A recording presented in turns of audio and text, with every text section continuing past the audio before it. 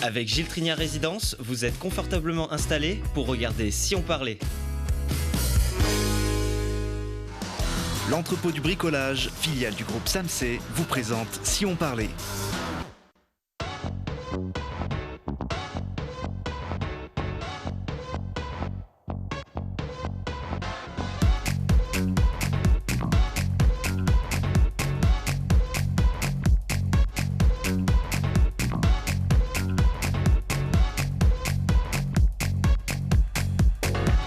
Bienvenue à tous, très heureuse de vous retrouver dans ce Si on parlait, l'émission qui donne la parole à ceux qui font l'actualité et qui font bouger le territoire. Et parce que des siècles d'histoire vous contemplent, levez donc les yeux. Un château somptueux au bout d'un sentier, une sculpture discrète sur la façade d'un immeuble, une usine aussi dont on entendrait presque encore le grondement des machines.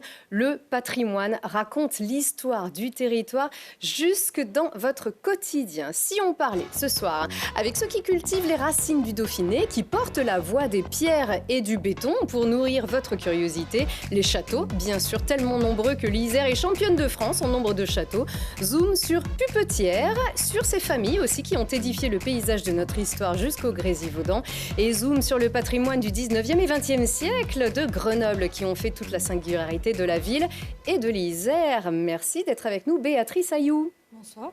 Vous êtes chef du service patrimoine, responsable du service patrimoine culturel du département de l'Isère, maillon essentiel des journées du patrimoine qui se préparent à l'heure où nous enregistrons bien sûr, mais c'est chaque jour les journées du patrimoine. Aymar de Virieu, c'est une joie et un honneur de vous recevoir. Bienvenue. Vous entretenez le château de Pupetière, vous aimez dire que vous êtes le gardien du temple, mais vous en êtes le propriétaire, châtelain, et c'est un des plus remarquables du Dauphiné, vous allez tout nous dire dans un instant. Merci d'être là. Et bienvenue à vous, Laurence Pinzetta. Merci. Je suis très heureuse de vous retrouver. Car à vous, pour qui, à tous les princes et les princesses qui sommeillent encore à vous tous depuis l'enfance, Laurence est la personne qui va réveiller vos rêves. Aucun château n'a de secret. Pour elle, c'est à peu près ça. Pas tout à fait, mais en tout cas de la passion. La passion des châteaux, c'était quand même un petit rêve de petite fille aussi. Oui, depuis l'enfance. Les châteaux, je suis charavinoise, donc les châteaux font partie effectivement de mon enfance, et puis l'histoire, et l'histoire des pierres. Mais alors, vous allez tout nous dire justement sur cette histoire. Vous êtes guide conférencière, en particulier sur le Voironnais, passionnée d'histoire médiévale aussi. Vous ne pouviez pas mieux tomber en Isère, donc, puisque c'est dans ce département qu'on en recense le plus ? C'est ce qu'on dit, effectivement. C'est surtout le département où les châteaux traversent toutes les époques. Béatrice ? Ah, si Laurence le dit, je ne peux pas la contredire. Mais quand même, on peut émettre aussi certains doutes sur... Mais qu'est-ce qu'un château ? Parce que la limite n'est pas toujours aisée. Je n'ai pas compté les châteaux des voisins. Voilà. Mais en tout cas, ce qui est sûr, c'est que l'Isère a en effet énormément de châteaux, de toutes les époques, de tas de belles bâtisses aussi qu'on appelle châteaux, qui n'en sont pas forcément. Mais de la mode castrale à la belle demeure... du 19e siècle, puisqu'on va en parler. En tout cas, l'Isère est très, très riche, effectivement, de son patrimoine et notamment de ses châteaux. Donc, un château, qu'est-ce que c'est, Laurence ? Alors, un château, c'est d'abord une construction en bois, et puis ça devient une construction en pierre, dans un premier temps pour se défendre. Et puis, à partir du XVe siècle, et particulièrement en lien avec Grenoble, avec le Parlement de Grenoble, ces châteaux vont évoluer en châteaux de plaisance, avec des petites perles. Et au XIXe siècle, un château qui est quand même unique sur ce territoire, qui est le château de Pupetière, avec un architecte remarquable. Absolument. On va tout découvrir dans un petit instant. Alors, les châteaux, à la fois, ils surprennent par leur majesté, bien sûr. Ils racontent aussi une histoire, l'histoire du territoire. C'est un patrimoine qui est facilement accessible pour chacun d'entre nous. On peut les apercevoir, bien sûr. On peut les admirer, les visiter. Mais leur histoire, on ne la connaît pas forcément, Laurence. Pas forcément. Moi, je pense que tout un chacun va voir un château d'abord pour l'image qu'il en a. Donc, c'est d'abord une découverte avec la pierre. Et puis, quand on pousse les portes d'un château, qu'il soit en ruine ou qu'il soit encore en l'état ou qu'il ait été restauré, c'est une rencontre avec un lieu, c'est une rencontre avec des familles et c'est une rencontre avec l'histoire.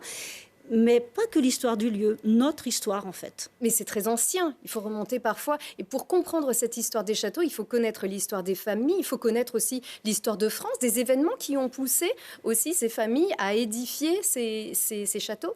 Oui, parce que en plus, sur notre grand territoire qui est le Dauphiné, on a quand même des familles extraordinaires. On a la famille des Clermont qui ont quand même eu une évolution à la cour des rois de France absolument extraordinaire. Ils ont quand même été pères du royaume de France. Depuis quand ? Ben, on peut dire... Qui étaient les Clermont ? Les Clermont, eh bien, toute petite famille, peut-être originaire des bords du lac de Paladru. Et puis la maison mère, c'est sur l'actuelle commune de Chirins, avec le vestige qui n'est autre que la tour de Clermont. C'est la maison familiale, c'est le berceau de cette grande famille qui ensuite a évolué non seulement sur le territoire, mais s'est ouverte aussi les portes de la cour des rois de France. Et puis on a d'autres belles familles. On a les Virieux, on a les Quinsonnat, on a les Volser. Enfin voilà, on est une terre de châteaux, mais on est une terre d'histoire parce qu'à travers ces familles, en fait, c'est une petite porte qui permet effectivement de comprendre l'histoire de France. Alors une petite porte, mais un grand chemin aussi, puisque ce n'est pas un château, puis un autre, puis un autre. En fait, souvent, ces châteaux sont liés et liés aussi par ces histoires de famille. Ben oui, liés par des histoires de famille, parce qu'entre châteaux, on ne guerroie pas forcément constamment. On a pour but d'évoluer et on évolue aussi par la médiation, par les mariages, beaucoup de mariages. Donc il y a de la diplomatie, c'est des familles qui s'inscrivent dans le temps parce que justement, ils sont les gardiens d'une seigneurie, d'un territoire au départ. Et puis ensuite, ils sont l'image d'une province comme le Dauphiné, par exemple. Et alors, vous le disiez à l'instant, les premières traces des châteaux du Dauphiné, c'est à Paladru. Et ça se trouve, il y a beaucoup de choses qui partent de Paladru. Oui, au bord du lac de Paladru, donc sur la commune de Charavine, il y a quand même un site archéologique qui n'est pas le plus ancien, puisqu'il y a un site néolithique. Mais puisqu'on en est au château, on va surtout parler du site de l'an 1000. Des chevaliers paysans de l'an 1000 au lac de Paladru. Chevaliers paysans de l'an 1000. On peut tous le dire d'un trait, celui-ci, depuis bien sûr que Agnès Jaoui a choisi ce sujet pour sa thèse dans On connaît la chanson, donc d'Alain Resnais. Voilà, très contesté par Bakri, justement, qui se moque d'elle. Mais il n'y a rien de drôle, justement. Non, il n'y a rien de drôle. Certainement que les mottes castrales autour du lac de Paladru, parce que sur la simple petite commune aujourd'hui de Chirins, on comptait quand même plus de 4 mottes castrales.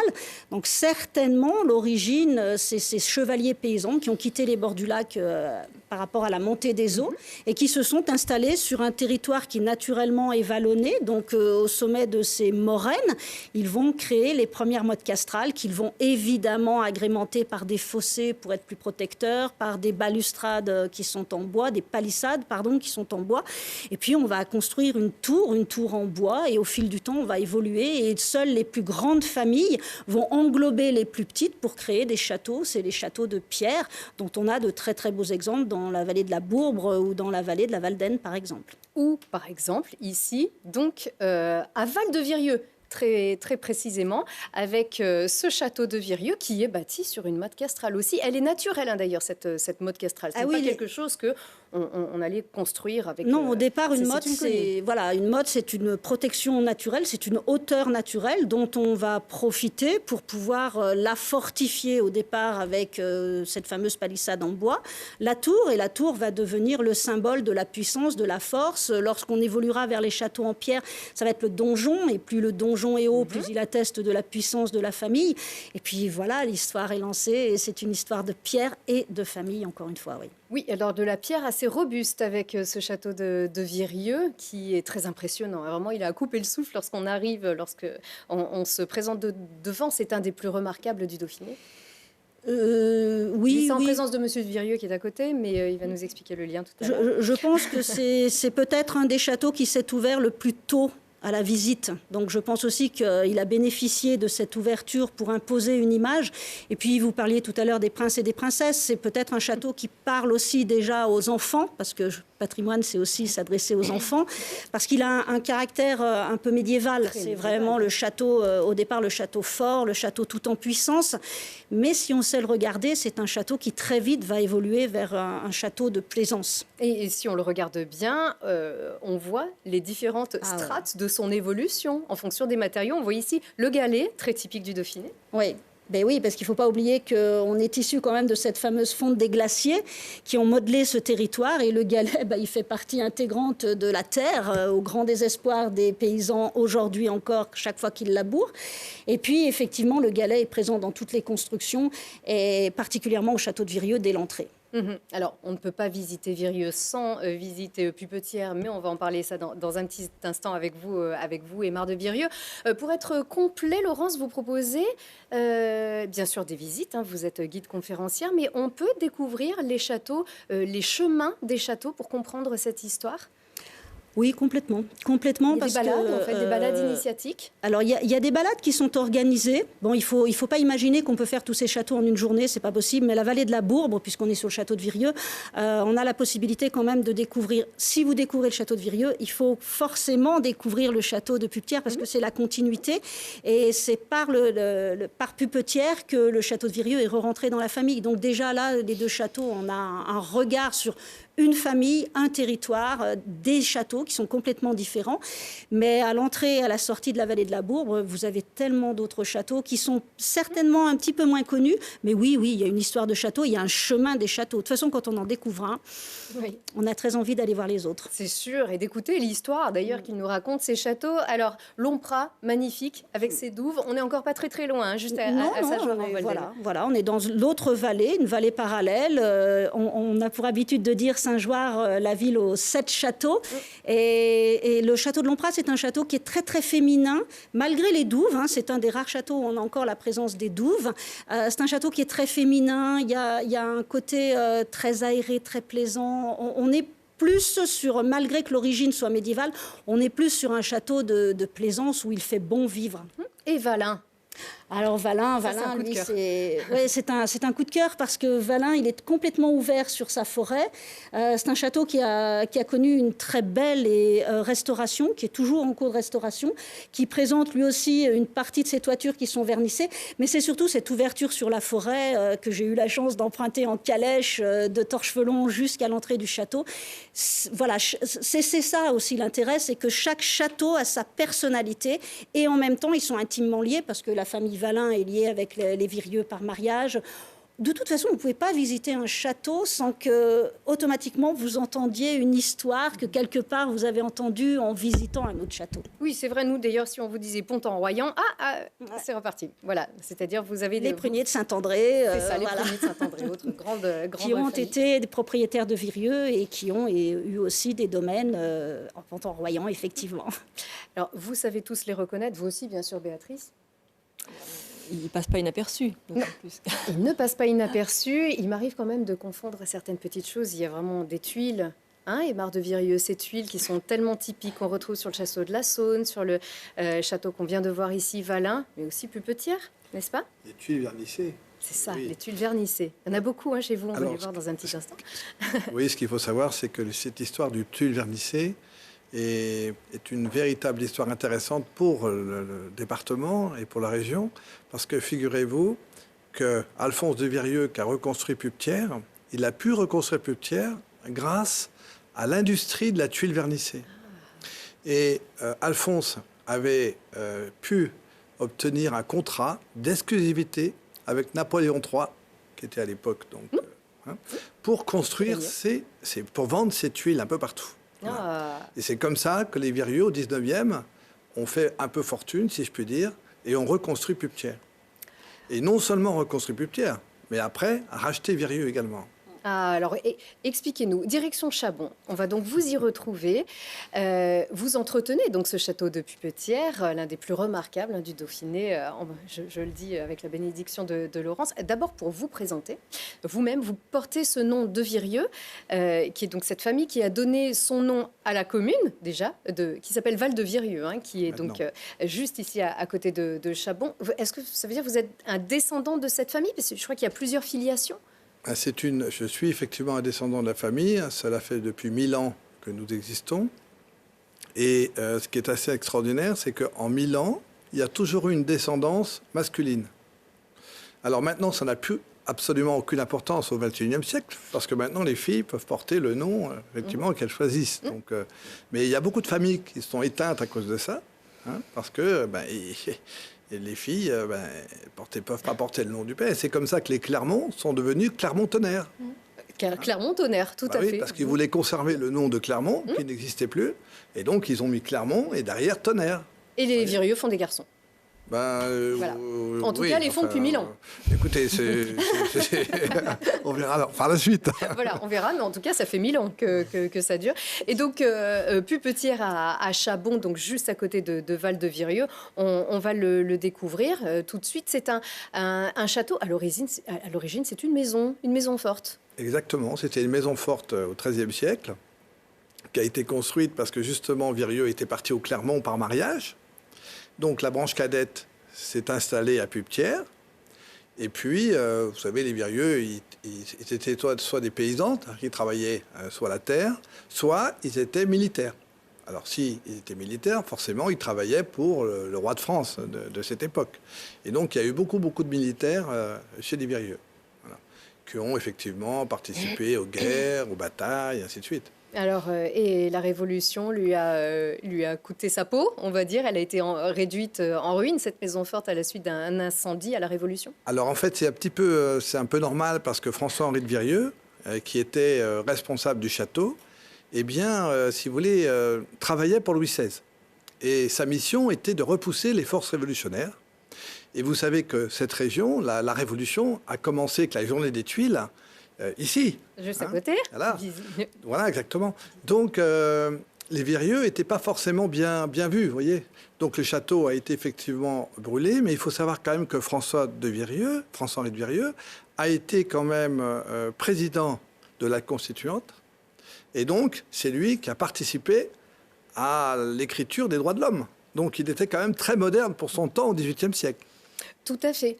Pour ceux qui pourraient ne pas vraiment comprendre et qui regardent la télévision depuis, on va dire, une quarantaine d'années, François-Henri de Virieux faisait aussi partie de cette famille, donc qui était le présentateur et producteur, c'est ça, de l'émission, l'heure de vérité. C'est un prénom de famille. Donc il a été, effectivement, François-Henri était journaliste, il était journaliste sur France 2, il était directeur de l'information et il présentait effectivement l'heure de vérité. Voilà, c'est ça, il était propriétaire de Virieux. Émission politique, donc avec le même nom, c'est un homonyme, mais c'est aussi le descendant. Voilà, exactement. Et c'était en fait, lui il fait partie de la branche cadette. Et nous, on fait partie de la branche... Non, lui, il fait partie, de la branche aînée. Et notre branche, c'est la branche cadette. Voilà. D'accord. Alors, la maison forte est réduite en ruine.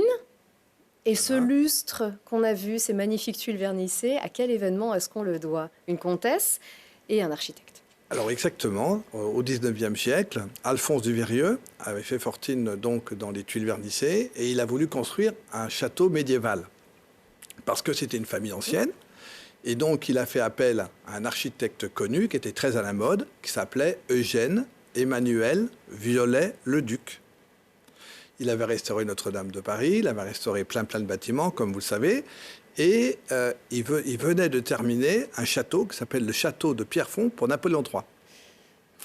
Et donc, dans des conditions un peu sous pression, on va dire. Oui, disons que c'est assez amusant, c'est que donc il avait du mal, il s'est dit mais comment je rencontrer cet architecte? Parce que ce n'était pas évident, c'était quand même quelqu'un de très important.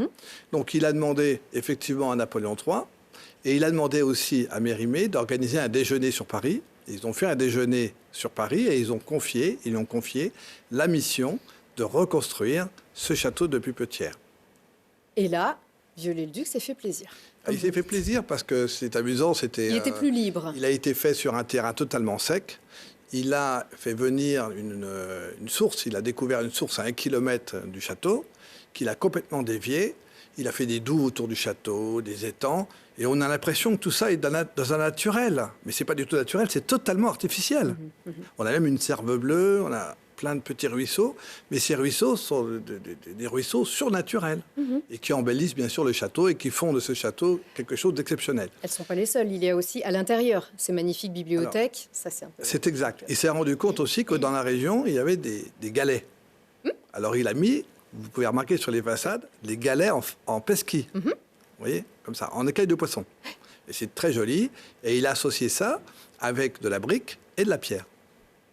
Un chantier colossal, avec ces fameuses tuiles vernissées, bien sûr. Alors, il a construit ça entre 1860 et 1870. Et Louis XV est venu, hein. Il y a séjourné? Non. Non, Louis XIII. Non. Non, c'est à Virieu. C'est à Virieu, mince, c'est vrai. Bon, c'était juste à côté, il est peut-être passé à côté, alors du coup, quand c'était une maison forte. Et donc, mon cœur lassé de tout, même de l'espérance, n'ira plus de ses voeux importuner le sort. Prêtez-moi seulement, vallon de mon enfance, un asile d'un jour pour attendre la mort. Lamartine, le vallon, c'est ici qu'il a été écrit. Puisque Lamartine a séjourné, c'était un ami? C'était un grand ami, effectivement, d'Aymon de Virieu. Et d'ailleurs, le fils d'Aymon s'appelait Alphonse comme Lamartine. C'était le filleul de Lamartine. Et c'est pas très joyeux, ça. Le Si. vallon, il n'est pas très joyeux. Ah, mais vous savez, c'était... Il est mélancolique. Oui, il est un peu mélancolique, mais c'était l'esprit du lieu. On est dans une période incroyable. Et quand vous voyez la correspondance entre Aymon et Alphonse de Virieu, mais c'est extraordinaire. Parce qu'il y a véritablement une sensibilité des mots. Enfin, c'est très fort, quoi. C'est incroyable. On a plus de 1000 lettres de correspondance entre Aymon de Virieu et Lamartine. Il n'a pas écrit que le vallon. Hein. Non, il a écrit aussi l'automne, madame. L'automne. Quelle culture. Alors, je vous écoute. Ah non, je la connais pas par cœur. Voilà. Je la connais pas par cœur. Non, mais si vous voulez, je peux le trouver sur Google. Voilà, c'est ça. Ouais. Non, en tout cas, une vraiment très très belle découverte. Alors aujourd'hui, vous êtes donc le propriétaire de ce château, vous l'entretenez. Donc comment vit un château au XXIe siècle? De quoi vit-il? Eh bien, ça, c'est une excessivement bonne question. Eh bien, il vit avec, je dirais, le nombre de visiteurs, les événements que nous faisons à l'intérieur. Et là, justement, nous allons, les 24 et 25 septembre, faire la 10e édition des Journées des plantes. Et pas seulement, hein. D'ailleurs, ça sera aussi au mois d'avril et au mois de mai. Oui. Donc les 29, 30 avril et le 1er mai, un événement qui est dédié aux amoureux des plantes? Exactement, parce que je suis un fou de plantes et j'aime les plantes et je connais les personnes qui produisent ces plantes, qui sont des gens formidables. Et donc on a à peu près 80 exposants qui viennent de France, de Belgique et d'Italie pour présenter des plantes de grande qualité et très diversifiées pour le grand public. Donc un bel événement qui donne aussi l'occasion de découvrir ce château de Virieu, ce château des Virieux à Pupetière, donc des mariages également. Oui, alors nous avons effectivement transformé les communs, qui étaient des bâtiments à usage des écuries et puis des voitures hippomobiles. Les voitures hippomobiles sont devenues des voitures automobiles. Et puis on s'est dit, les voitures automobiles, c'est pas très tendance. Pas terrible. Hein, donc on a transformé ça en pièces de réception pour des mariages et pour des événements. Et c'est vrai que nous sommes dans un secteur quand même très, très riche, où il y a beaucoup d'industries, où il y a beaucoup de public. Donc il y a des mariages. C'est un lieu qui est fait pour recevoir. Donc c'est bien pour les mariages et c'est bien aussi pour les entreprises. Donc si je veux me marier, je peux louer le château. Oui. Mais pas partout, je crois. Hein. On ne peut pas accéder à toutes les Alors, on ne peut pas, effectivement, parce que l'intérieur est classé monument historique. Donc, il y a des choses on ne peut pas, malheureusement. Mais on peut quand même, on peut quand même aller dans tout l'environnement extérieur qui est magnifique. Et très bien. Des aides également qui permettent à ce château, à entretenir le château? Alors, ou ce sont uniquement les entrées, les mariages et les événements? Jusqu'à présent, nous n'en avons pas demandé. Mais là, nous commençons à en demander parce qu'en fait, avant, j'avais une activité professionnelle. Là, maintenant, j'arrête mon activité professionnelle. Donc, on va vraiment créer des événements. Et là, on va avoir besoin effectivement du soutien du département, de la région. Et nous avons demandé cette année, nous avons une réponse très favorable et nous sommes très, très contents de faire partie effectivement de ce département et de cette région qui aide le patrimoine historique et culturel. Et qu'il faut chauffer aussi avec l'augmentation du coût de l'énergie. Chauffer un château, c'est pas évident, c'est bien isolé quand même, Pupetière. Alors effectivement, nous ne chauffons pas parce que l'hiver, je vous dirais franchement qu'on ne vit pas sur place parce que aujourd'hui, lorsque nous mettons le chauffage, c'est plus de 300 litres de fioul par jour. Donc pour vous dire que c'est absolument impossible. Et vous êtes soucieux de ça? C'est-à-dire qu'on ne peut pas y habiter, c'est pas possible. Enfin, voilà. On ne savait, chère madame, on ne peut pas moderniser non plus. Nous n'avons jamais les moyens qu'on mérite d'avoir. On va pas finir là-dessus, mais je médite, bien sûr. Donc, on le rappelle, hein, les journées des plantes, si vous voulez découvrir ce château Pupetière, donc les 24 et 25 septembre, mais aussi les 29, 30 avril et 1er mai 2023, un événement participatif et populaire. Béatrice Ayou, donc passionnée de château, également ? Également, mais de l'ensemble du patrimoine du département en particulier également. Bien sûr, puisque le patrimoine en Isère, vous êtes responsable du service patrimoine culturel au département de l'Isère. C'est très vaste dans un département aussi vaste que l'Isère, tout ça. L'Isère est un grand département et un département très riche, avec un patrimoine très très varié, du nord au sud et d'est en ouest. En fait, on dit qu'il n'y a pas de territoire sans patrimoine, et chaque commune a effectivement un lavoir, une église, un château, une usine, un monument aux morts qui mérite intérêt, attention et qu'on s'y attarde. C'est que le patrimoine est partout, notamment à Grenoble et en Isère, vous venez de le dire, un patrimoine riche. Est-ce pour autant que la région est réputée pour son patrimoine ? Alors, réputé peut être entendu aux deux sens du terme. Ça veut tout dire. Je pense que Grenoble est assez connu et réputé pour son patrimoine, notamment contemporain. Il y a beaucoup de patrimoine du XXe siècle à Grenoble, notamment lié à l'industrie, aux technologies, au ciment aussi. Voilà, donc aux JO. Puis aux Jeux Olympiques, exactement. Et puis aussi au patrimoine paysager, puisqu'on peut dire que l'un des grands patrimoines du département, c'est aussi le patrimoine paysager. Donc je crois que le Grenoble, la région, est connue pour l'ensemble de tous ces patrimoines. Et les richesses sont absolument partout. Vous allez d'ailleurs nous aider à les repérer, puisqu'il faut faire des choix. On va tout de suite à Grenoble, d'ailleurs. Alors, non pas pour les débusquer, hein, les curiosités, elles sont absolument partout, mais pour nous aider à les repérer. Donc, ces curiosités, on va dire plutôt des 19e et 20e siècles, surtout à portée de regard. Grenoble est haussmannien ?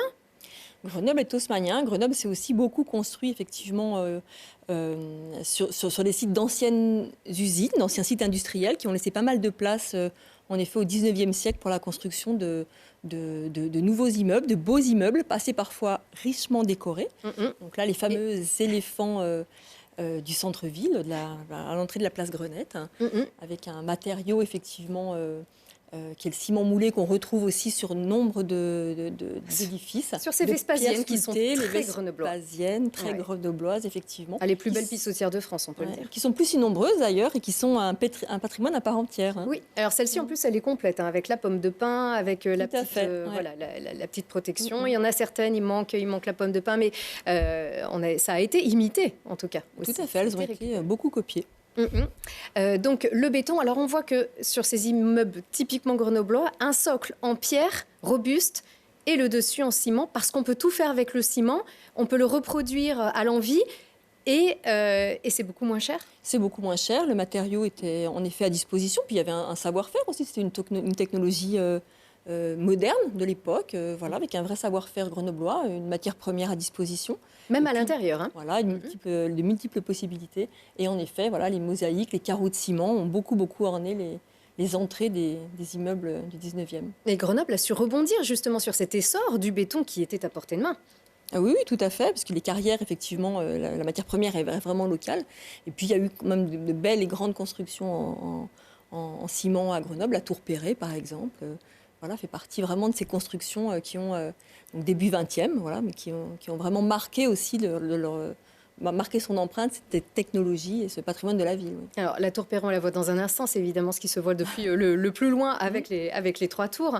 Mais un coup de cœur pour ce garage. Un coup de cœur pour un garage, c'est quand même c'est pas n'importe lequel, effectivement. Donc, un temple dédié à la voiture, hein, bien sûr, donc à l'automobile. Et c'est un lieu mais qui se prête même à la photographie, qui est extrêmement esthétique, ce garage. C'est une vraie pépite d'architecture, hein, effectivement dédiée à la voiture, parce que c'était un garage automobile très très efficace, puisqu'il permettait quand même de faire rentrer un nombre important de véhicules dans un petit espace en plein cœur du centre-ville. Aujourd'hui encore, toujours en fonctionnement. Toujours en fonctionnement, effectivement, et il est labellisé patrimoine du XXe siècle, architecture contemporaine remarquable, parce que c'est effectivement un objet rare. Et il n'a pas bougé, il faut l'entretenir bien sûr, puisque le béton, ça s'use Alors tous les bétons ne vieillissent pas très très bien, en effet. C'est des technologies qui ont qui ont été expérimentés aussi, comme on l'a dit. Donc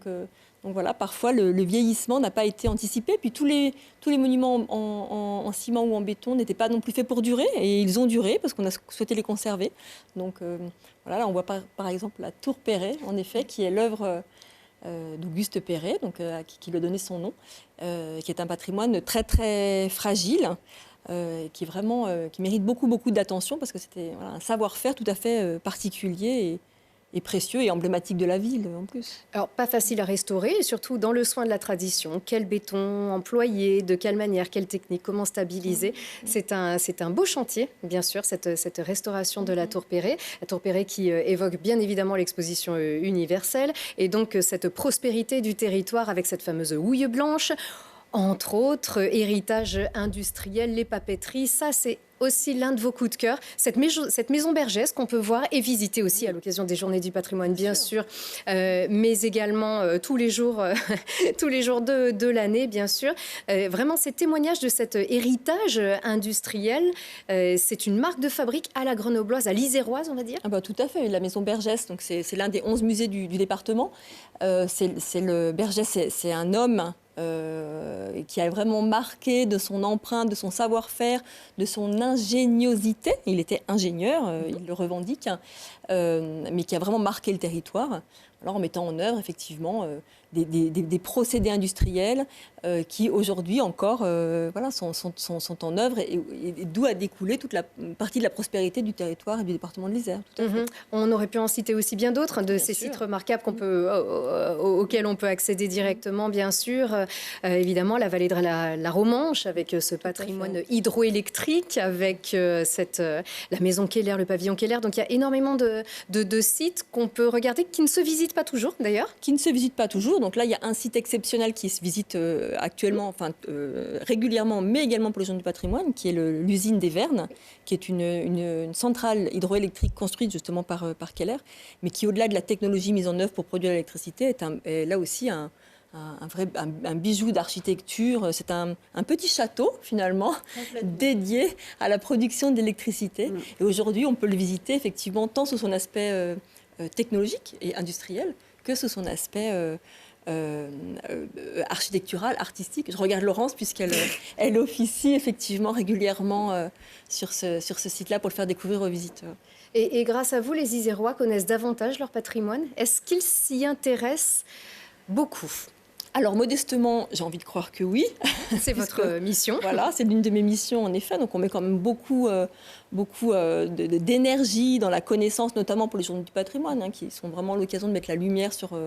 cette année, il y a plus de 500 sites en Isère qui sont ouverts. Donc, on voit bien qu'en tout cas, si les sites ouvrent, c'est que les visiteurs sont présents. Chaque année, les sites sont très nombreux, de plus en plus nombreux, particulièrement nombreux cette année. Donc, on est content de voir qu'après ces 2 années un petit peu compliquées, là, les organisateurs sont là.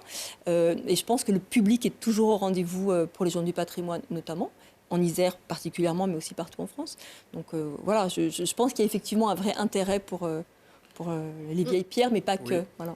Oui, puis Béatrice montrait en fait ce que vous éditez, parce que vous avez fait pour les Journées du patrimoine quelque chose de magnifique, ça s'appelle les Journées du patrimoine, 17-18 septembre 2022, avec tous les sites ouverts à cette occasion. Tout à fait. Et vous en avez combien à l'intérieur 540. Voilà, 540 sites ouverts en Isère cette année. Donc il faut le garder, c'est pas seulement pour les Journées du patrimoine, c'est un pense-bête. Voilà, effectivement, c'est un petit annuaire, un bon annuaire effectivement du patrimoine du département. J'ai une petite question, si par exemple la personne ne l'a pas reçu, comment fait-il pour le recevoir? Est-ce qu'il peut le demander au département? Alors, ils peuvent toujours le demander, et puis l'ensemble du programme est accessible en ligne sur journeesdupatrimoine.isère.fr. Internet, bien sûr. Moi, je dirais juste aussi, pour ajouter, parce que la chance d'avoir le soutien de la part du département, et puis on bénéficie aussi à Grenoble, ville d'art et d'histoire, avec à proximité le Pays Voironnais, pays d'art et d'histoire. Je veux dire que c'est un label national, et de ce fait, il y a des propositions qui sont présentes tout au long de l'année et qui sont portées par ce label. Donc moi, je partage tout à fait ton point de vue. Je pense qu'on a un public qui est très intéressé au patrimoine, mais au patrimoine au sens large, effectivement. Tout à fait, parce que souvent le patrimoine naturel montagnard, Grenoble évoque bien sûr la montagne pour qui ne vient pas de Grenoble. Et c'est vrai qu'on vient de voir avec vous que les richesses sont aussi partout et pas seulement tout autour. Mais quand même, elles sont aussi tout autour. D'ailleurs, on en parle tout de suite pour vos coups de cœur dans le temps additionnel.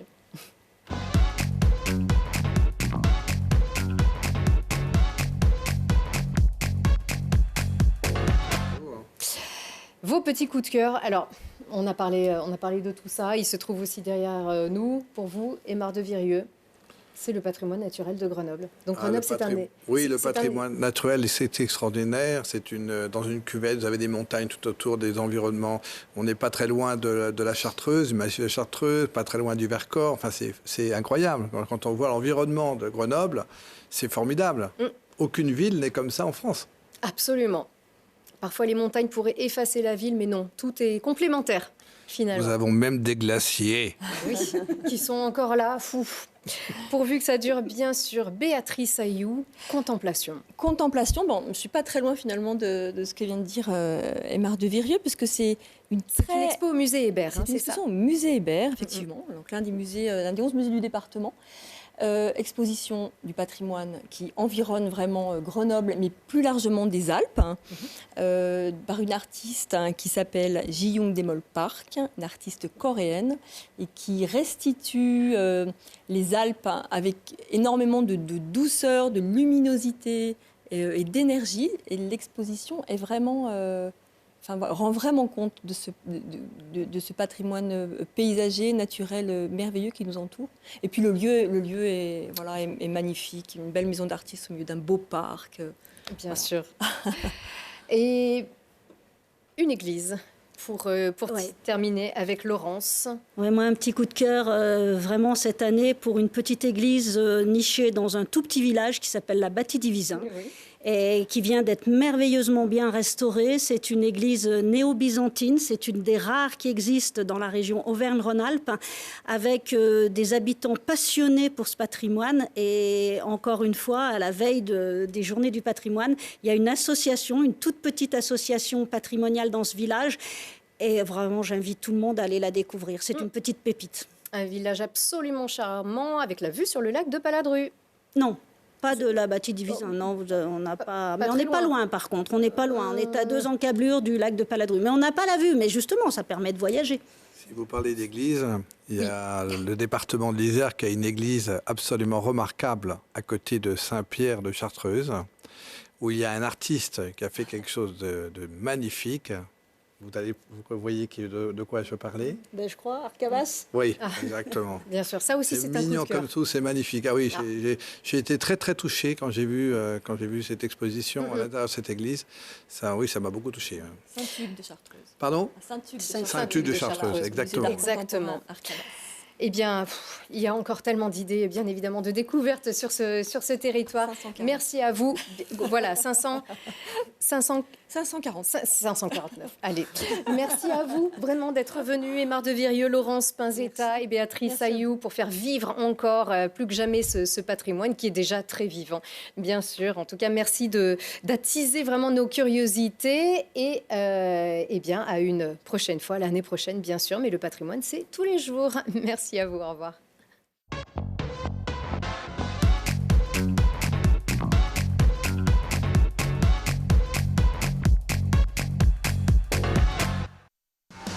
L'entrepôt du bricolage, filiale du groupe SAMC, vous a présenté Si on parlait. Vous avez profité de Si on parlait avec Gilles Trigna Résidence.